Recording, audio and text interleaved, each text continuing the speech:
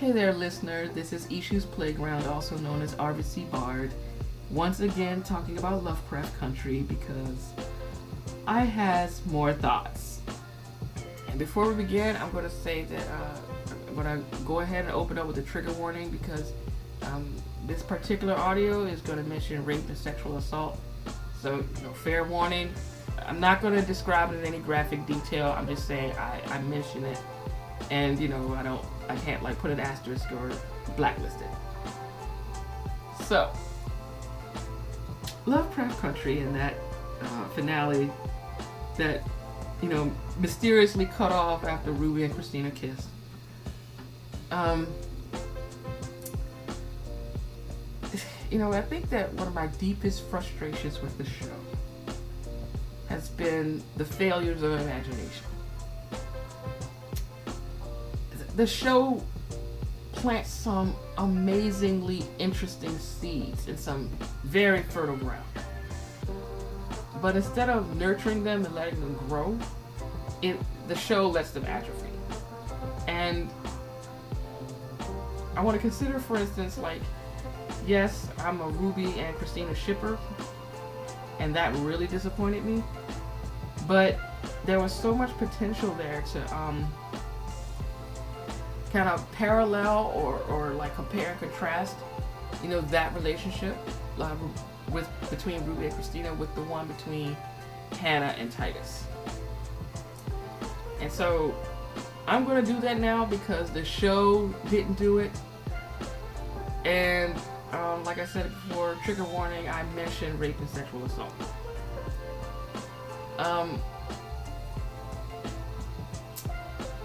We don't get to know much about Hannah or Titus in the show. I mean, they're mentioned, we get glimpses here and there.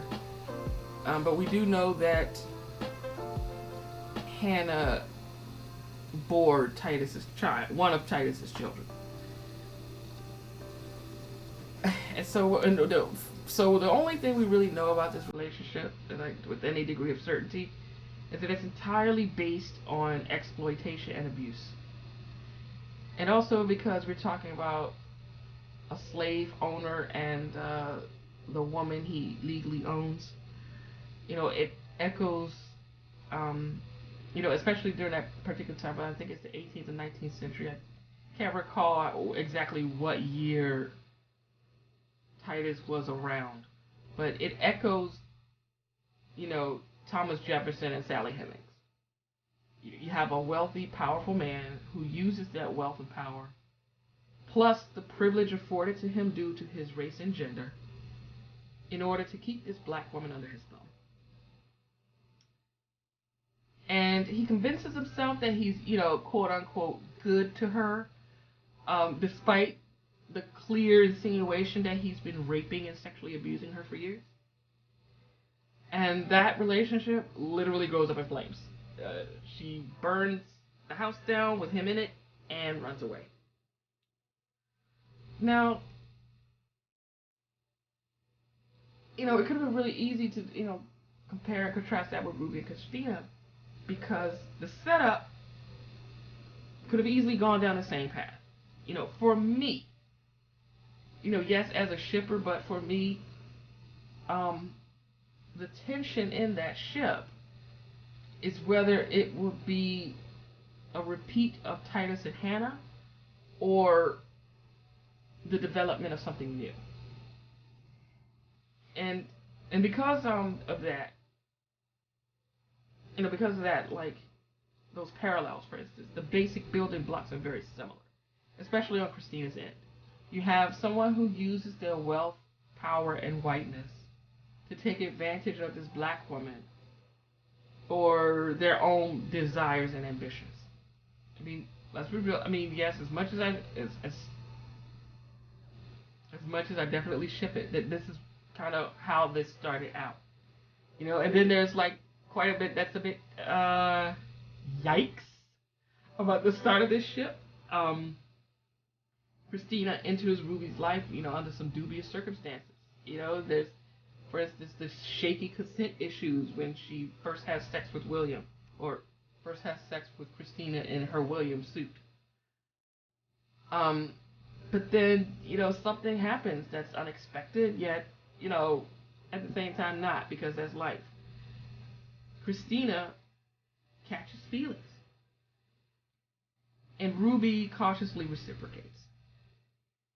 And then, as their relationship progresses, they learn to trust each other with the truth of themselves. And yet there's still a barrier, there's still the barrier of race. Christina, because, Christina simply doesn't get it.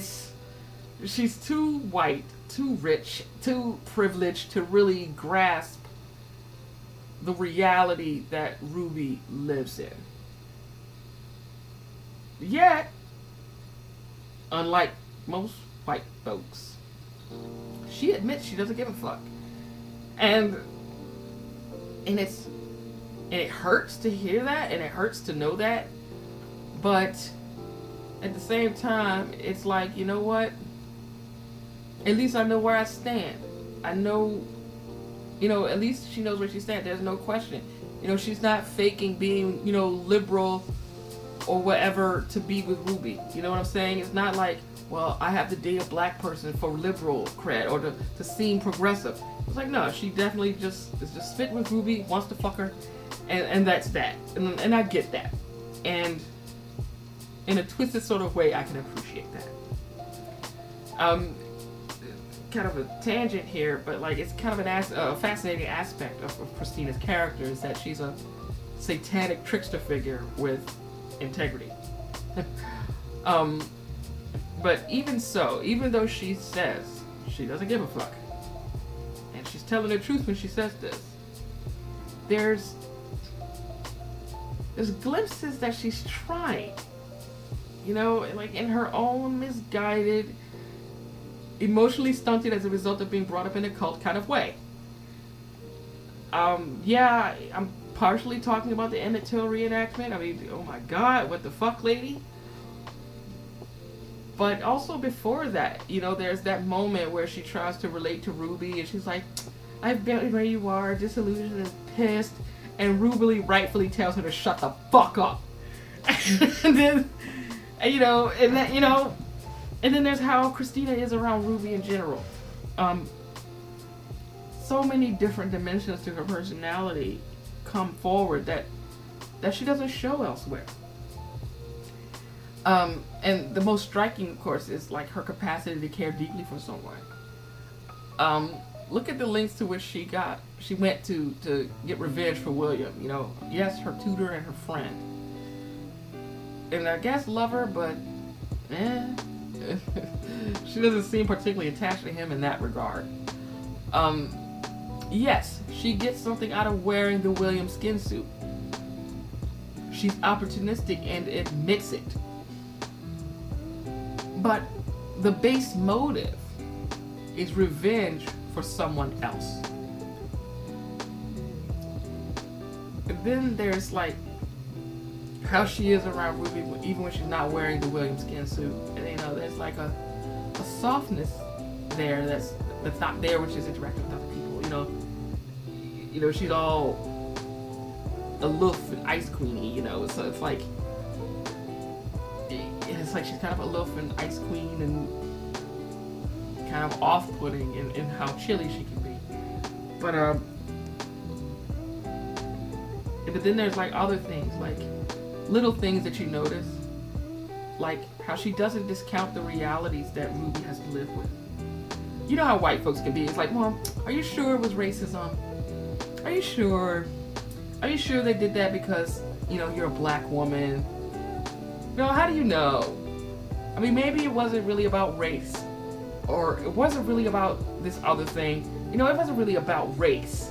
Maybe it's just, that person just had a bad day. Whatever it is that you're going through, the first instinct is like to deny and minimize what you know to be true. Or what you know in your gut based on like whole lifetimes of similar interactions.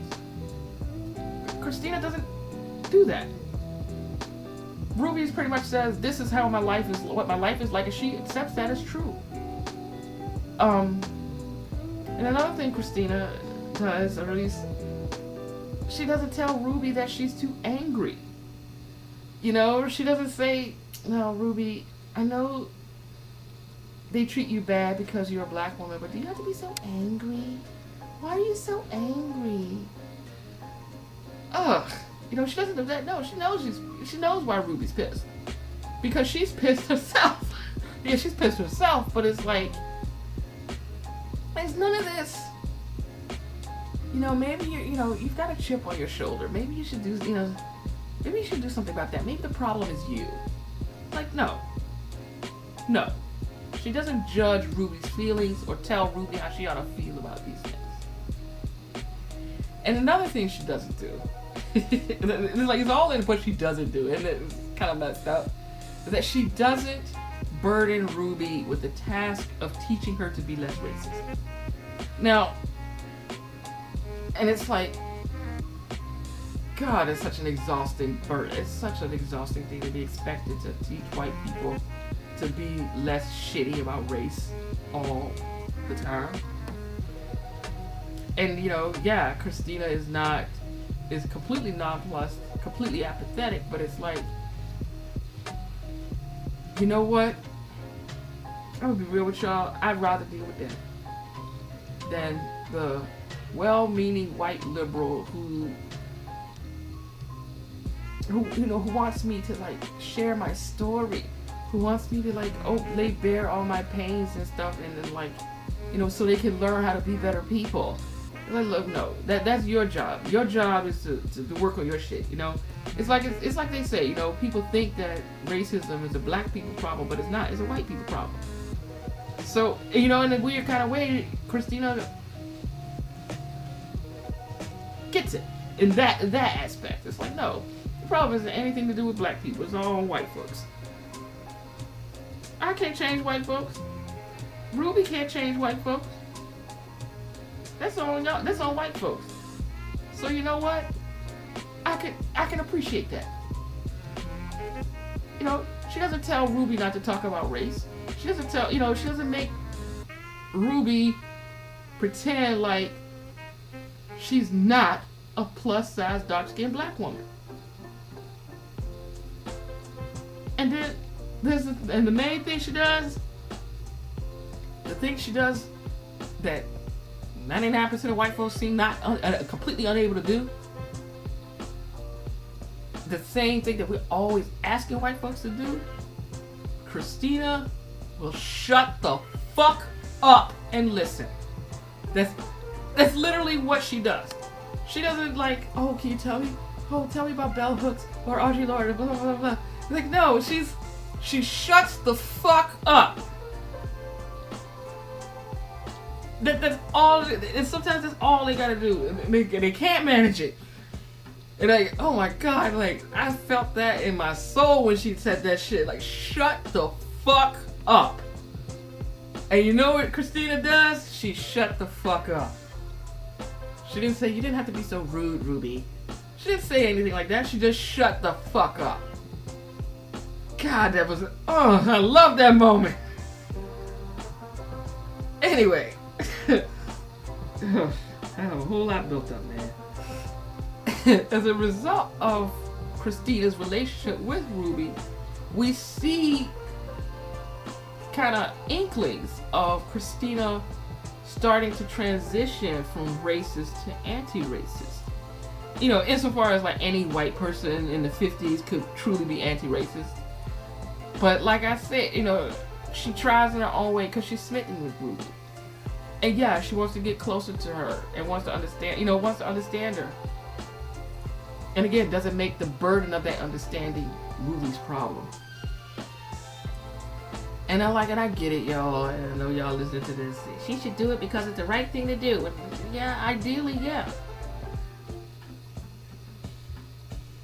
Yeah, we should do the right thing because it's the right thing to do. But come on, that's not how most of us work.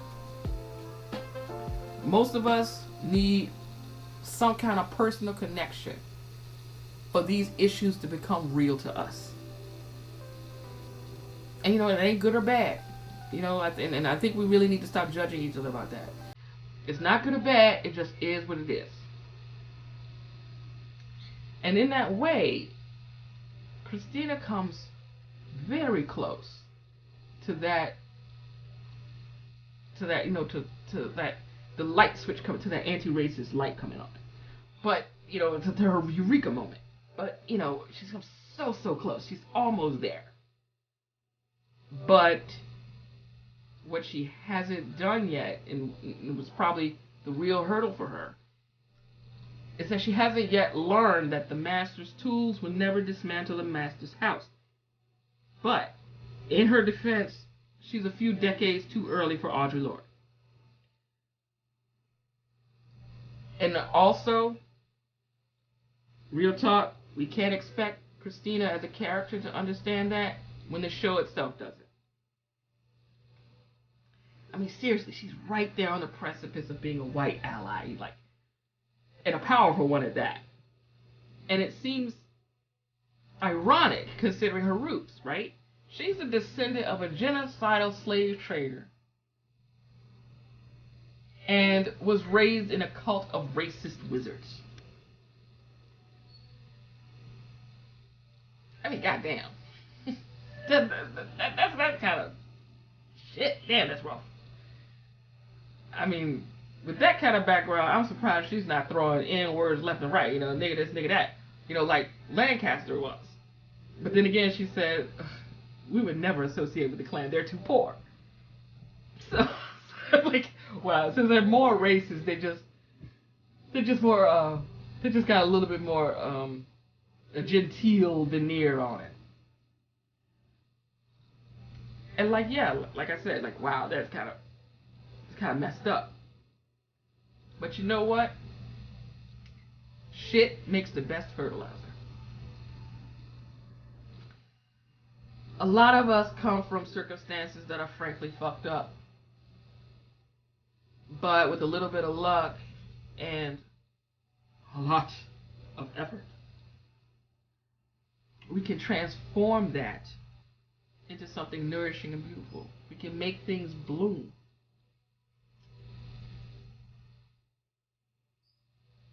And in that regard, it says something that some of the rawest and most tender moments in the show happen between Ruby and Christina, William suit or not. And they wonder why we ship it. Now, compare that to Titus and Hannah. Can you imagine for like 2 seconds Titus doing for Hannah what Christina does for Ruby? Absolutely fucking not. First of all, Titus literally owned Hannah. Like, he had paperwork saying that he owned her as property.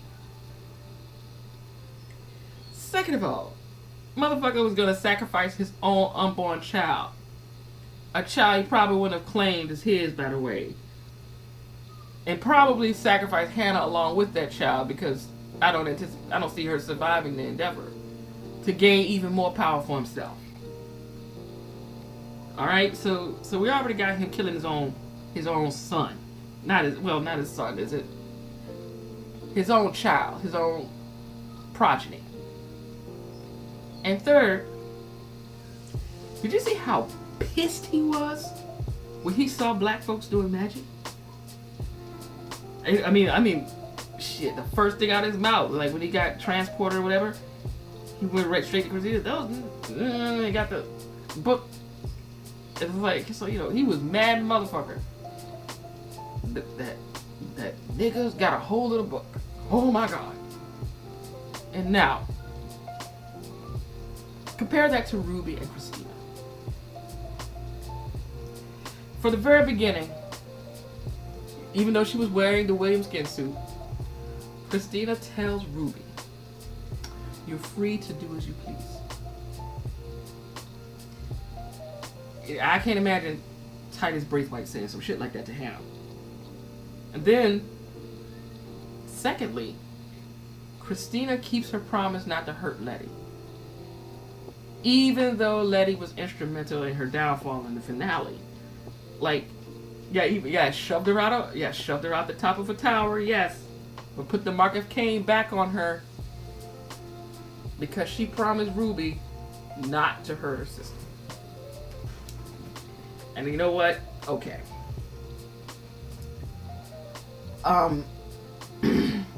Do you think that Titus Braithwaite would have felt in the least bit obligated to promise a goddamn thing to Hannah?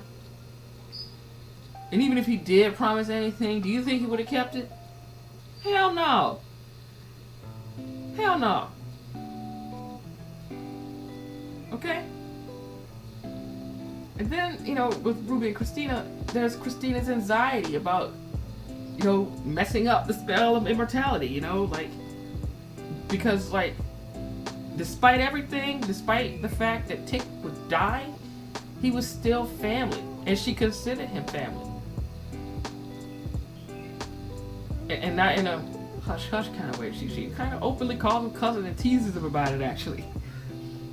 He was still family, and she didn't want to sacrifice her own family for nothing. Meanwhile, Titus over here trying to kill his own unborn child, and the mama too. Now remember, and I know this is nothing, a lot of people, young folks, well, folks younger than me, kind of, and I asked my mom about this. I asked my mom, I said, how in the show, the evil white lady, was calling the black guy her cousin, openly admitting that they were related to each other? And she said, yeah. I was like, well, you were alive back then, right? Yeah. And you have some vivid memories of it. She's like, yeah. Back then, would white folks ever admit to being related to a black person? And my mom was like, never. I'm like, are you sure? Never. So that's huge, okay? It's small to us because now, everybody got everybody in the family. But then, for a white person to claim kinship with a black person, that's not nothing. That's a huge step. And finally, and most importantly, Christina shares magical knowledge with Ruby. She shows her everything she wants to know. And can you imagine Titus doing that for Hannah? No, Titus kept all that shit hidden from her. Hell, he was mad when he saw Hannah's descendants, which actually his own descendants were black, using the Book of Names. He was pissed about it. Meanwhile, Christina offers this with an open hand to Ruby. Sharing the power, right? Hint, hint. Again, it's another one of those things that she's sharing that power. Like I said, she was so close to being, never mind, I don't want to get sidetracked. Now, we can't talk about Titus and Hannah or Ruby and Christina without comparing and contrasting Ruby and Hannah. And at first blush, Ruby and Hannah could be more different. I mean, Hannah is an actual slave. An actual owned by another person's slave. And Ruby is free, independent, and educated. She's doing things with her life that Hannah probably couldn't imagine because she was too busy trying to survive. Too busy, dealing with Titus' trifling ass. But at the same time, the show makes it clear that part of who we are is the culmination of who came before us. Right? And when Christina in her Williams suit hits on Ruby at the bar, Ruby's already been through this shit before. Not just her, but generations of black women before her. Ruby already knows it. She already knows the lines. She already knows the script has already been written multiple times. He opened his mouth. She said, "Look, I know you want to fuck me because you think it's easy pussy. Then you try something. I know you're okay with me being your mistress, but never your wife. You know, she's like, basically, look, dude, you ain't the first motherfucker who tried it. You damn sure ain't the last. You don't impress me. And those things that Ruby, you know, brushed off from, like, William hit, like, well, not William, but Christina in her William suit hitting on her. You know, it's the same shit we see with Titus and Hannah. Titus exploited and abused Hannah because he felt entitled to. Titus kept her around but never freed her. Damn sure didn't marry her. He didn't even propose. She's just a nigger wench. He can do whatever he wants to her. You know, we see something similar, like, speaking of, like, Hannah and Ruby in Generations of Black Women, we see the same thing, you know, in that dude Paul, the manager at the department store, right? He sexually assaults, you know, his employee, you know, Tamra. And that same master-slave dynamic is kind of there, you know? He sexually assaults Tamra in an alleyway. And when Tamra fights him off, what's the first thing out of his mouth? You nigger bitch! That's the first thing. You know, he's pissed because, you know, Tamra as a black woman is supposed to want sex all the time. With whomever. You know, Tamara rejects and resists him. Who the fuck does this nigger wench think she is? And of course, as always, he wants to cover his tracks or punish her in some way. So he was going to fire her and claim some bullshit about her not pulling her weight. Ain't that the same slave master shit we hear about, you know, when we read about where a house slave who, you know, so-called forgets her place is sent to the fields or flat out sold somewhere else, somewhere more horrible? You know, so the same things we know about Titus and Hannah are things that Ruby's experienced or witnessed many, many times. And, you know, Hannah and Ruby, as a result of it, are deeply angry women. You know, they're filled with rage. And it is actually, you know, and I'm not judging them for that, because those are enraging circumstances. The injustice that they have to just swallow like poison. It pisses you off. And we've seen the rage Ruby carries with her and what it makes her do.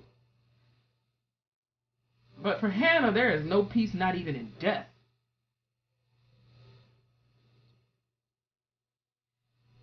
So, when we talk about this ship, right, by the time Christina enters the picture, Ruby already has a lifetime, hell, several lifetimes, of being taken advantage of, you know, maybe even abused by white people and by men. Then this tall, skinny papa tells her, I can change your life. And then does it!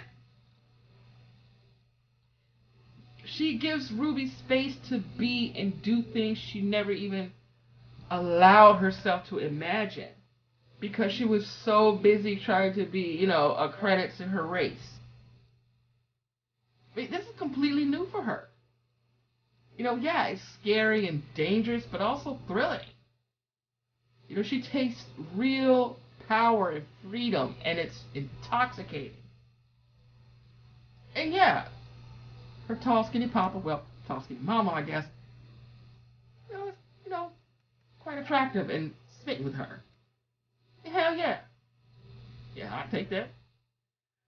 And yet this person who can be so dangerous treats her as more of a human being than anyone else. Even her own sister. You know, her own sister who only wants to be family when she needs something. I mean, seriously, Christina gave Ruby bubble baths. Bubble baths! And they wonder why we ship it. And you know, so like, as I said before, so we already have this fertile ground to explore and juxtapose these two relationships. You know, Titus and Hannah on the one hand, Ruby and Christina on the other. And if the writers had a more robust imagination, you know, they could have shown things coming full circle. Yeah, that pun is fully intended. You know, Titus and Hannah goes completely to shit. I mean, Titus gets burnt and crushed in his own house, and Hannah escapes with the Book of Names, but she winds up taking her own life. You know, presumably as a direct result of the trauma she suffered at Titus's hands. But then Ruby and Christina, despite the circumstances, has the potential to be liberating and transformative for the both of them. You know, and full disclosure, I was actually rooting for Christina.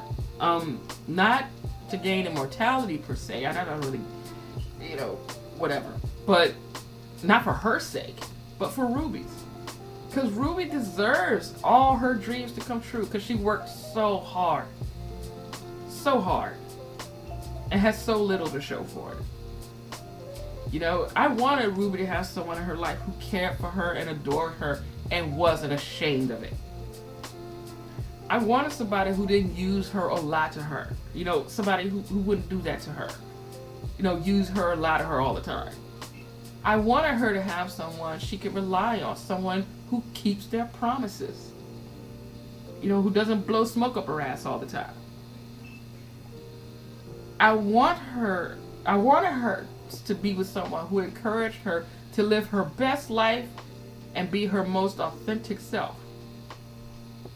You know, she deserves someone who put her first. You know, look, if you hear that, that's my mom. I told her I was recording, but you know, she don't listen. And she old and country and she loud. Anyway, you know, and she deserves a relationship with someone who creates a sanctuary where she's safe to be vulnerable. Like I said in the other recording, queer black women don't get this.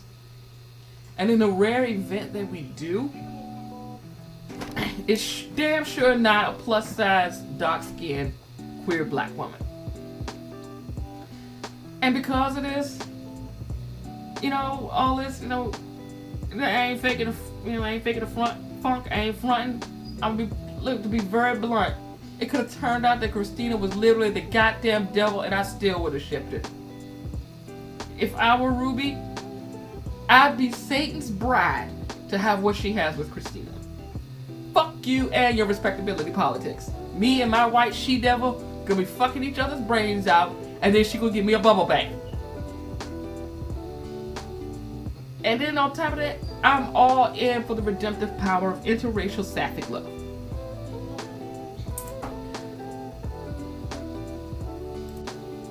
And now, like, and here's a brief note, okay, let's like a brief tangent. This show takes place like in the early 50s, and that's a few years before Loving versus Virginia. And you gonna have to Google that shit. Now, just, I ain't gonna get into it, just Google it.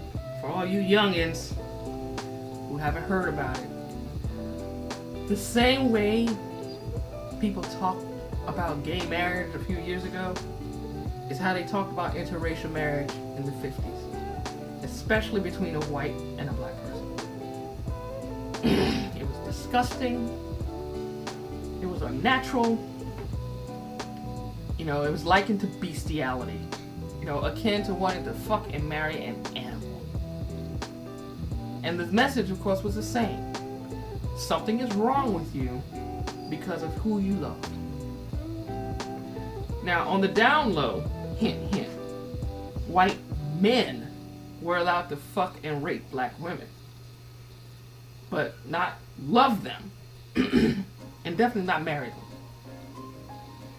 Then, you know, they turned around and got all protective of the sexual purity of white women. And that was behind the lynching of Emmett Till, by the way. You know, some white woman claimed that he whistled at her or some shit.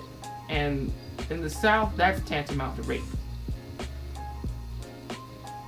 And this was not, don't get it twisted, this was not about protecting white women from harm or valuing consensual sexual relationships. It was about maintaining the property value of white women's bodies. You know, keeping them from becoming damaged goods.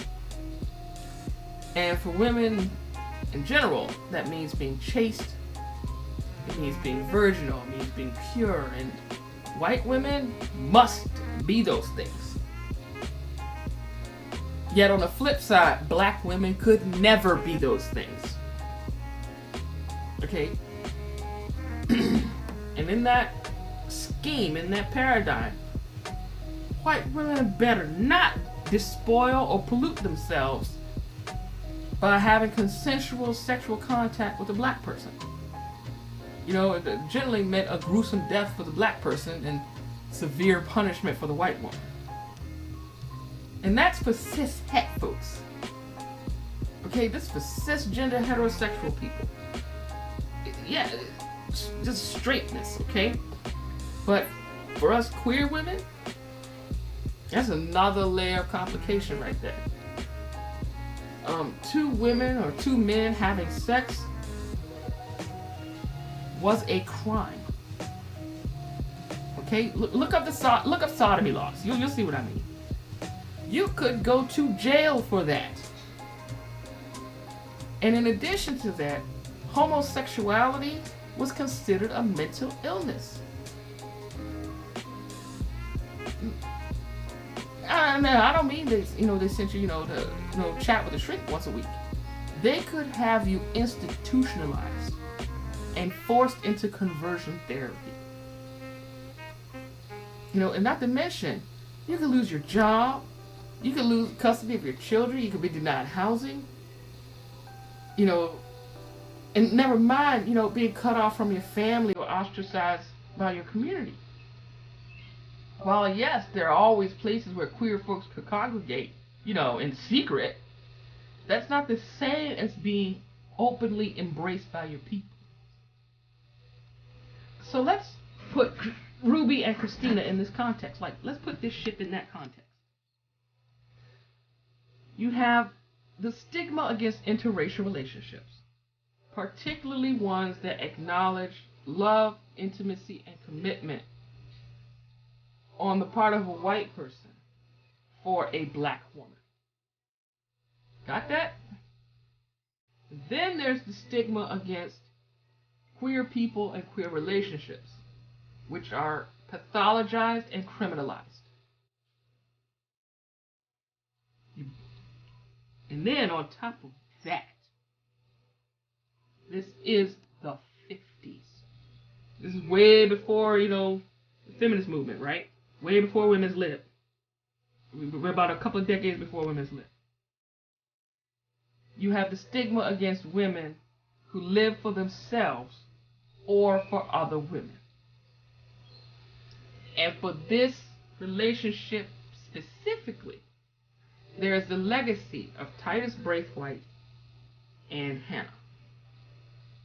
Now, when you take all that together, right, it means a whole fuck of a lot for Ruby and Christina to choose each other. Never mind magic, monsters, all that shit. It's like, I like it, but, whatever. This is about the power of love to transform a person. The power of love to free a person. I'm a hopeless romantic, so I'm all over that shit. And yes, we've seen that story before. But we've never seen it done this way before. Right? We've never seen the catalyst for a white character's transformation be the love they feel for a plus-size, dark-skinned black woman. Yes, we've seen this story before. But we've never seen it done this way before. We've never seen it where women loving each other is how they free themselves. But, you know, unfortunately the show didn't have the guts to go there. However, as I said, this show establishes that magic and time machines exist, and fanfic can fix anything. Thanks for listening.